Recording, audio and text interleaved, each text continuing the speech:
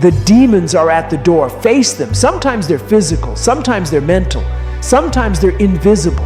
A weight you can't name, a cloud that hovers while you move through life's chaos. What's important to understand is this: you can't escape them. They'll show up no matter who you are, no matter what you do.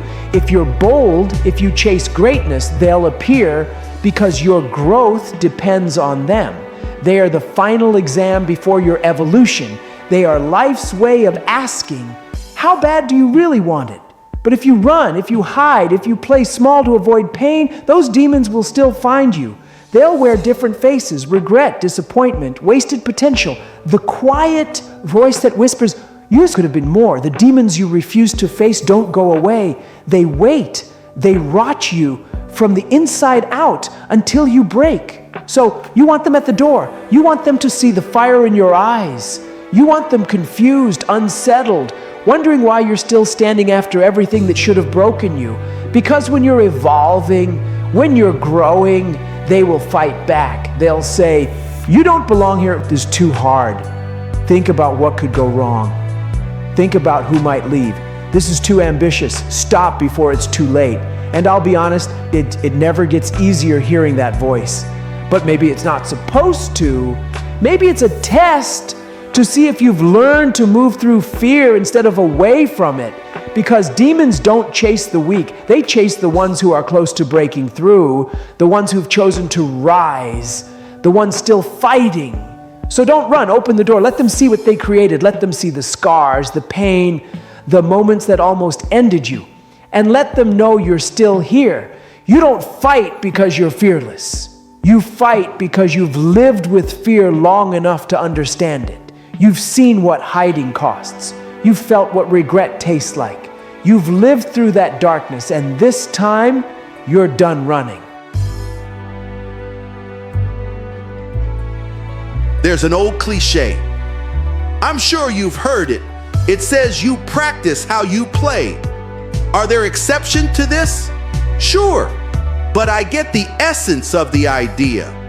And I think it's why things like running have meant so much to me. Why difficult physical training holds so much weight. Because during those physical battles, my mind doesn't see the situation as me against the weights, or me against the road, or me against the clock. It's me against everything in life that wants me to lose. It's me against the demons that want me to stay the same. We don't slow down when we're exhausted. Not because of the run. Who cares about some arbitrary run? This run is symbolic. We don't slow down because this is life.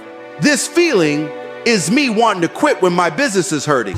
It's me wanting to take the easy way out of a tough stretch with someone I love and care about.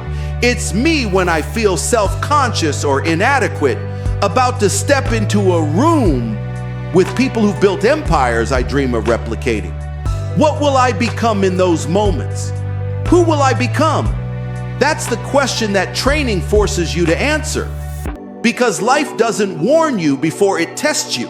It doesn't give you a countdown before it hits. It just shows up unannounced and demands to know who you really are. Emerson is quoted as saying, "To be yourself in a world that's constantly trying to make you someone else is the greatest accomplishment." It's not always obvious, but rather this subtle erosion of ourselves. Perhaps not intentionally deciding to wear a mask. It's never taking the time to examine the reflection in the mirror and ask the right questions. Losing our intentionality means we end up wherever the wind blows us. And that could very well be a destination we aren't too happy with. When you can find and hold your authenticity, you feel it. And so will others. The question transforms from, how can I blend in and not disrupt? To, how can I use the abundance that surrounds me to live a life that's meaningful? Instead of asking, how do I go get what's mine? And do it in a way that matters to me. Be you, always. And the closer you are to that, the more powerful you will be. It means understanding who in your life adds to that and who in your life detracts from it. It means looking around and asking, am I doing this for me or for others?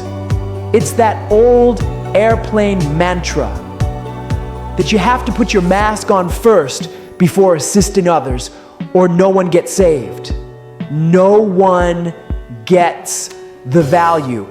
In a way, life is a beautiful pursuit of simplicity, of really distilling your world down to what matters and pushing away the rest. Because like moths to a flame, the complexity and unnecessary minutia finds us. It latches on and becomes what we carry around. I better not let go. This is how things are supposed to be. This is what everyone is doing. But when you find that clarity and truly capture it, yeah, you earn the respect of others around you in the room, but most importantly, you earn your own respect. You, to a greater extent, appreciate that face staring back at you in the mirror, right? Think about it this way. They do not build statues for those who blended in the best, who conformed, right?